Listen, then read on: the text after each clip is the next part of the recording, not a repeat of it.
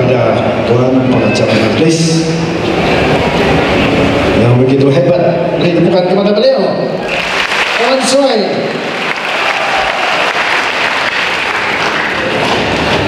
Selamat pagi. Salam GRS, salam keluarga Malaysia, dan salam Sabah Maju Jaya. Saya tujukan khas kepada Yang Amat Berhormat Datuk Seri Panglima Haji J. bin Haji Noor, pengurusi Parti Gabungan Rakyat Sabah atau JRS, Ketua Badan Perpaduan Pemimpin Bersatu Sabah, perangkat Ketua Menteri Sabah. Terima kasih Yang Berhormat kerana meluangkan masa. Yang Berhormat Datuk Seri Panglima Dr. Ying Ucai selaku Timbalan Presiden PBS, juga mewakili Presiden PBS DSP Dr. Maximus Angkeli. Yang berbahagia Datuk Seri belum lagi lah, mudah-mudahan Tuan Japril Suhaimin, Timbalan Presiden Sabah Maju Jaya atau SLPP, juga mewakili Datuk Seri Panglima Tiong Tedli. Yang berbahagia Tan Sri Datuk Sri Panglima Haji Pendekar Haji Amin Mulia, Presiden Usno, kawan lama dan kawan sekarang juga, mudah-mudahan seterusnya.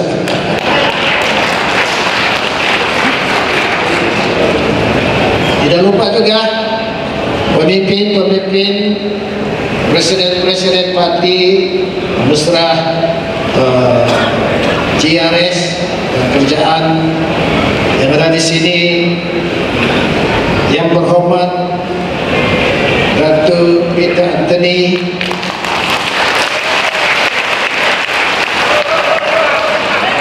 tidak lupa Presiden PCS Datuk Seri Panglima Hanifah Aman,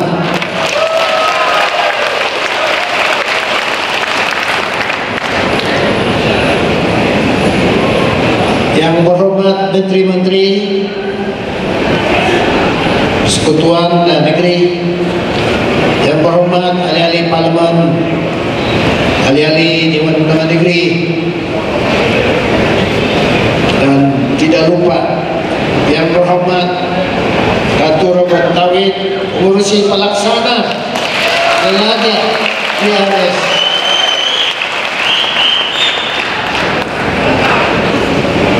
Terima kasih. Tidak lupa juga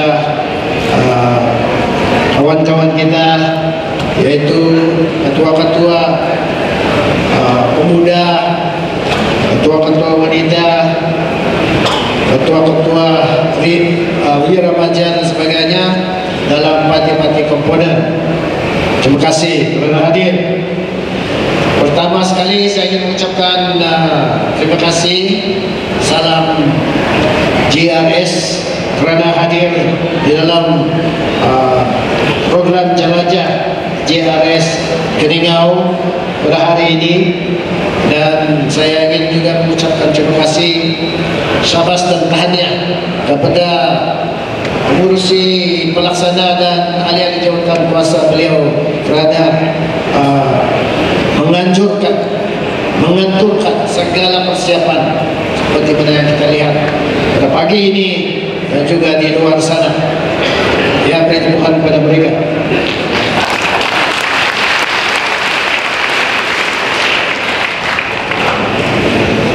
Kita belum lagi ada dewan yang besar yang boleh menampung 7 sehingga 10,000 manusia. Tapi mudah-mudahanlah kita akan memikirkannya satu hari nanti. Sebab pada hari ini saya difahamkan hadiran kita kurang lebih 7.000 hadiah.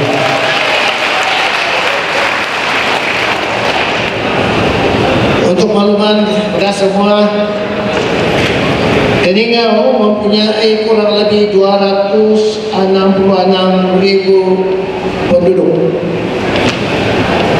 dan daripada 266.000 ini 213.000 adalah penduduk tempatan. Yang baik yaitu 53.000 adalah penduduk bukan warga negara tempatan. Untuk maklumat juga, Parlemen Keningau kini mempunyai 80.130 pengundi. Ini berbanding dengan 51.177 pengundi dalam pilihan raya yang lalu. Ini bermakna meningkatkan pengundi baru, khususnya pengundi 18 dan ke atas ini di bawah 21, merupakan angka yang besar, yaitu 36.109 pengundi baru. Untuk maklumat juga, Keningau musim British adalah sebuah residensi ataupun capital residency, di mana di bawah residensi Keningau ini adalah daerah-daerah seperti Tenang, Tambunan, Pensiangan, dan Keningau sendiri. Dan keluasan daerah Keningau ini adalah 3.533 km persegi. Besar karena dia lebih besar daripada negeri-negeri di Semenanjung. 3 buah negeri daripada Semenanjung kita boleh gabungkan di dalam kawasan Keningau ini. Kita taruhlah Pulau Pinang, Melaka, Perlis, masih mungkar lagi. Tetapi saudara dan saudara sekalian, kini ini adalah satu petanda di mana kita ketinggalan dari arus pembangunan, disebabkan pertama, Sabah dan Sarawak dikira sebagai satu unit, manakala di Semenanjung dikira sebagai 11 unit. Berarti tiap kali kita membahagikan peruntukan pembangunan, dia orang dapat 11, kita baru dapat 1. Ya, 11 kita baru dapat 1. Sarawak begitu juga. Dan ini adalah satu ketidakseimbangan yang perlu kita tangani supaya dasar kemakmuran bersama boleh dicapai dengan lebih seimbang. Saudara-saudara sekalian, sebagai contoh untuk menggambarkan betapa tidak seimbangnya peruntukan pembangunan untuk kita dan menyebabkan kita ketinggalan, ialah pada tahun 2020 peruntukan pembangunan merupakan berjumlah 56 bilion keseluruhan. Sabah hanya dapat 5,2 bilion ataupun 9%, Sarawak 4,4 bilion atau 7%. Ini bermakna kita hanya dapat keseluruhannya 17%. yaitu Sabah dan Sarawak. Manakala Semenanjung mendapatkan 83% daripada peruntukan pembangunan. Begitu juga tahun 2021 69 bilion untuk pembangunan, kita hanya dapat 5,06, merupakan 7,3%, dan Sarawak 4,5 bilion, yaitu hanya 6,5%. Bermakna dari segi keseluruhannya kita hanya dapat 13,8%, yaitu Sabah dan Sarawak, manakala Semenanjung dapat 86%. Begitu juga tahun 2022 di 75,6 bilion, Sabah hanya dapat 5,16, Sarawak 4,67 bilion, dan keseluruhannya kita hanya dapat 13%, Malaya dapat 87%. Ini menggambarkan satu aspek pembangunan di mana kita ketinggalan, mau kejar pun susah. Yang kedua, saudara-saudara sekalian, adalah isu kawasan parlimen, kawasan DUN. Sebagai contoh, Keningau hanya ada 1 wakil parlimen, manakala Semenanjung tiga negeri yang boleh masuk di Keningau mempunyai 26 parlimen. Kita hanya ada 3 DUN di kawasan parlimen. 3 negeri di Semenanjung yang boleh dimuatkan di dalam kawasan Keningau ini mempunyai 83 DUN. Jadi kalau 1 DUN 1 juta, dia orang 80 juta, 83 juta, kita baru 3. Kalau parlimen dia bagi peruntukan 10 juta 1 parlimen, mereka sudah dapat 260 juta, kita hanya dapat 10 juta. Inilah maksud saya, ketidakseimbangannya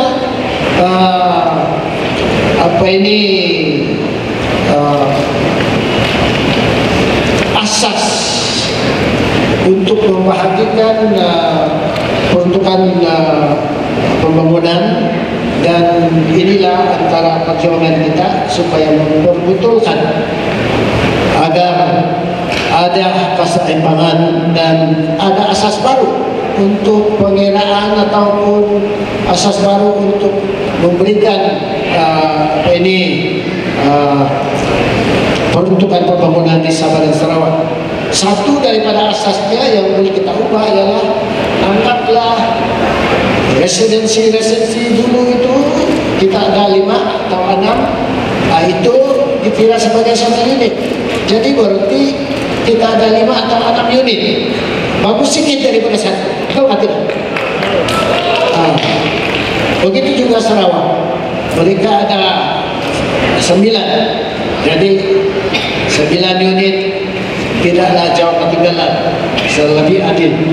Dan inilah keperluan. Kenapa saya sebutkan semua ini? Disebabkan rakyat memerlukan pembangunan, pembelaan, dan kerjaan negeri.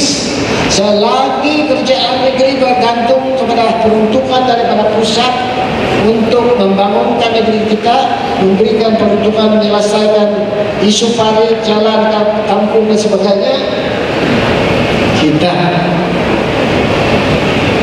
memerlukan peruntukan. Jadi kalau kita tidak dapat bangunkan, dan siapa rakyat marah adalah wakil-wakil parlimen, wakil rakyat dan sebagainya, dan juga kerajaan negeri. Sebab itu saudara-saudara sekalian, Pemimpin dan rakyat perlu buat satu pendekatan baru. Pendekatan baru ada 3 cabaran kita sekurang-kurangnya. Satu daripadanya ialah cabaran untuk bersatu. Sekarang kita berkecai berai, ya, berkecai berai. Sudah banyak parti politik kita bersaing-saing antara satu dengan yang lain, dipecah dan diperintah. Sebab itu kita tunggu GRS untuk gabungkan rakyat kita, gabungkan parti dan pemimpin-pemimpin kita.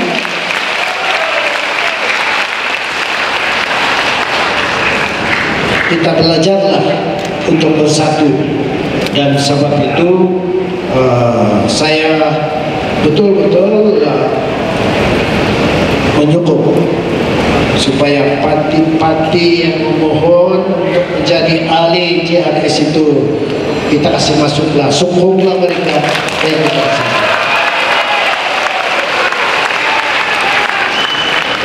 Sebab kalau tidak, nanti dia kacau, dia lawan kita, tapi kita kalah. Bagus bersatu, betul kan?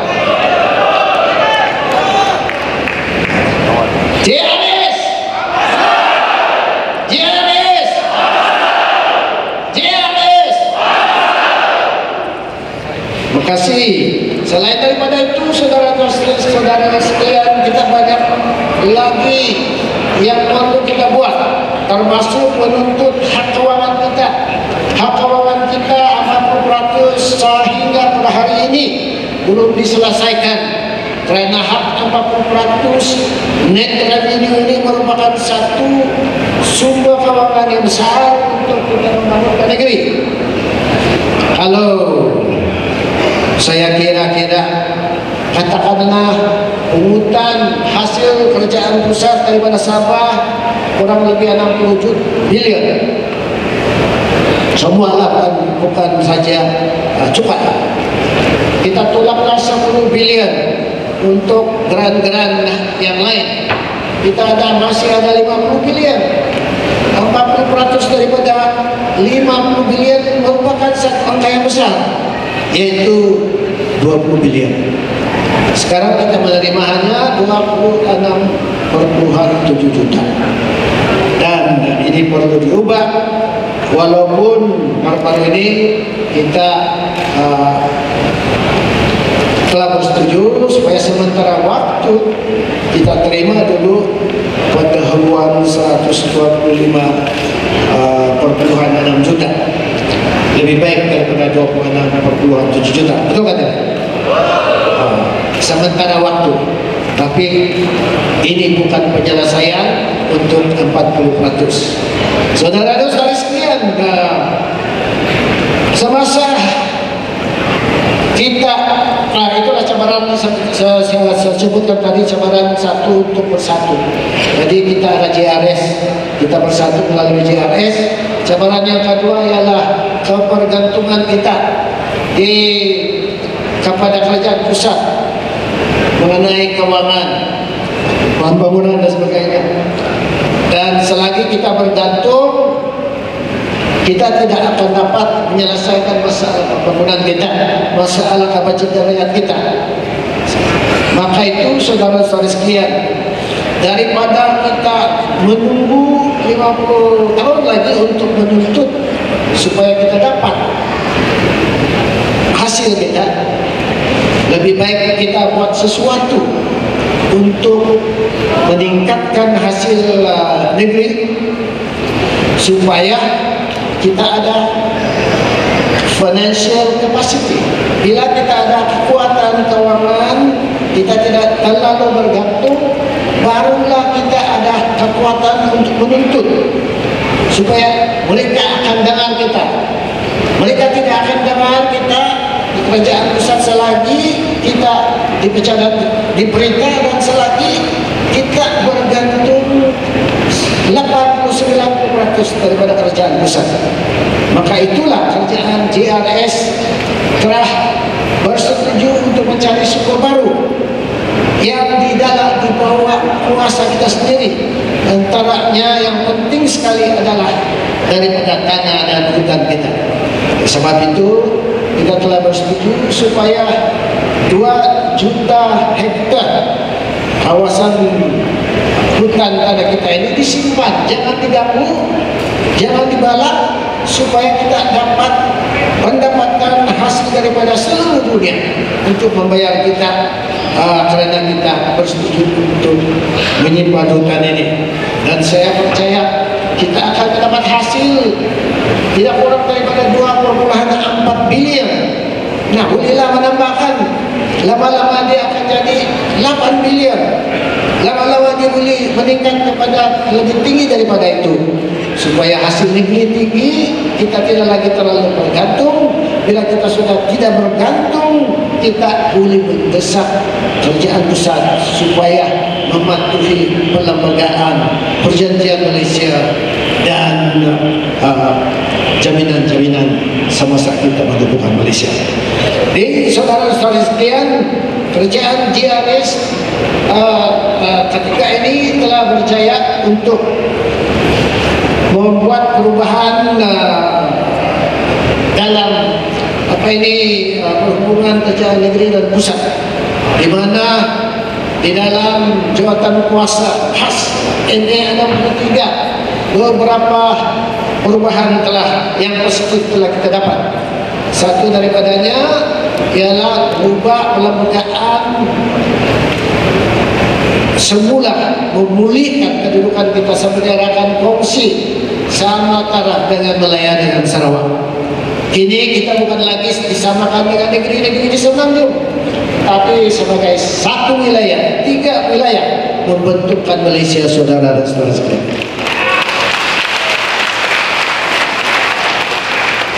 Jadi berkaitan dengan itu, kerajaan GRS telah berjaya untuk berbincang dan berunding dengan kerajaan pusat, sehinggalah kini kita diturunkan kuasa dari segi kuasa perikanan, diturunkan kuasa. Kita Jabatan Perikanan sekarang ada kuasa memberikan lesen dalam perikanan laut dalam. Ya, berilah tempat. Ini kejayaan.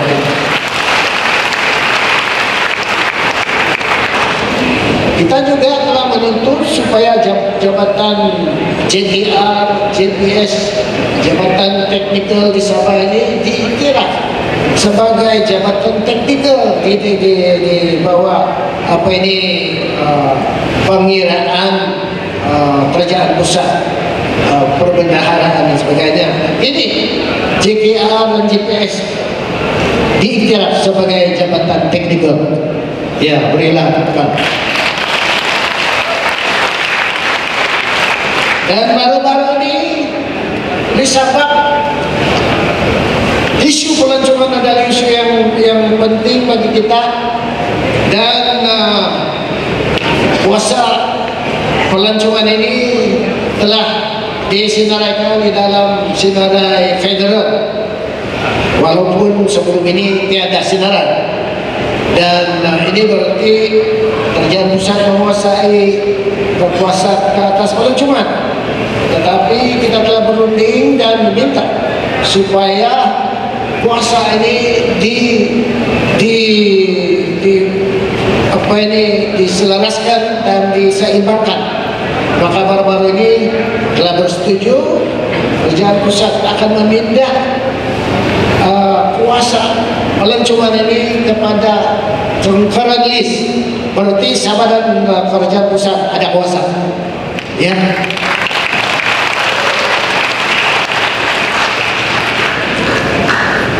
Banyak lagi yang lain, tetapi isu yang penting dalam yang lain ini adalah isu security atau keselamatan.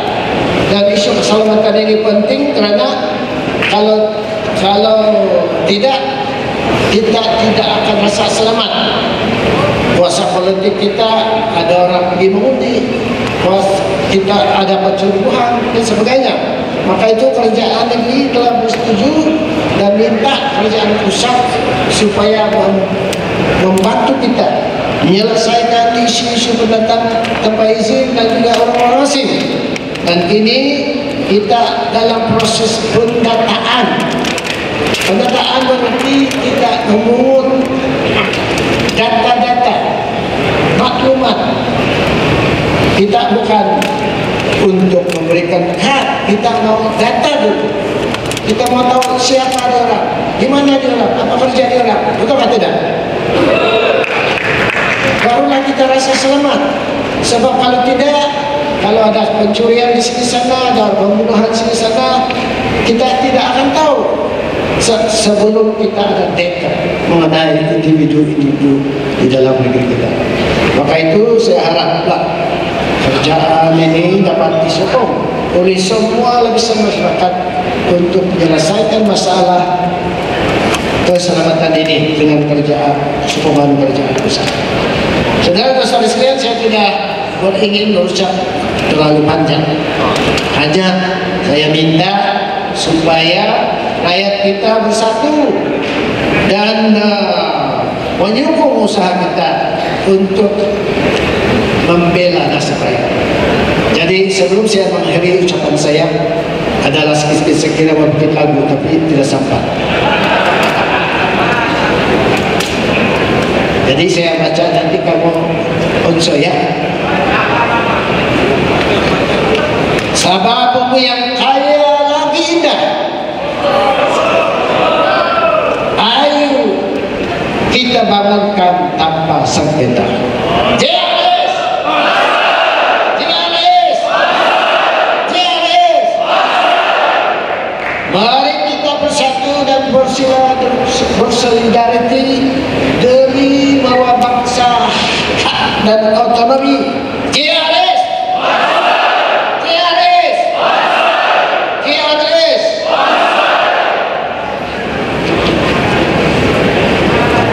Utamakan Sabah, sayangkan Sabah. Ini perjuangan kita bersama. JRS, JRS, JRS. Satukan minda, gerakkan tenaga, pemuda, pemudi, tua dan muda, demi kemenangan kita bersama. JRS, JRS. Sekian dan terima kasih.